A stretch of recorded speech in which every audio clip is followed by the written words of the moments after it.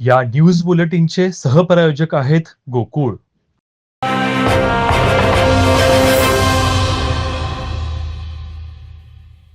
सध्याची परिस्थिती पाहता कवी, लेखक, साहित्यिकांनी निर्भय होऊन लिहिणं गरजेचं आहे, असं प्रतिपादन आमदार सतेज पाटील यांनी केलं. सतेज काव्य संमेलनात राजर्षी शाहू स्मारक भवनामध्ये ते बोलत होते.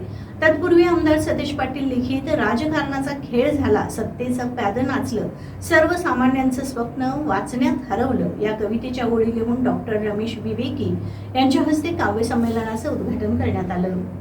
आमदार सतेज पाटील यांच्या वाढदिवसानिमित्त 151 कवींच्या उपस्थितीत राजश्री शाहू स्मारक इथं कवी संमेलनाचं आयोजन करण्यात आलं होतं. डॉक्टर रमेश विवेकी म्हणाले, कवी आणि कविता गंभीर असते. कविता दिशादर्शक असते. कवी जग बदलण्याची क्षमता बाळगतो. त्यांनी सर्वसामान्य माणसाला न्याय देणारी भूमिका आपल्या कवितेत शब्दबद्ध करावी.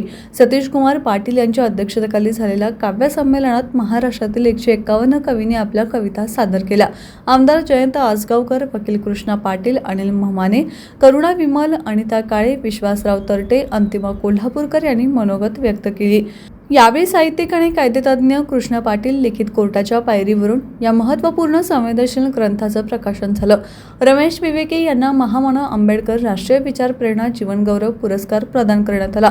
काव्य संमेलनात संगसेन जगतकर, रंजना सानप, कवी सरकार, निशा खरात, स्वाती कोरगावकर, लता माने आणि इतर कवींनी आपल्या कविता सादर केल्या.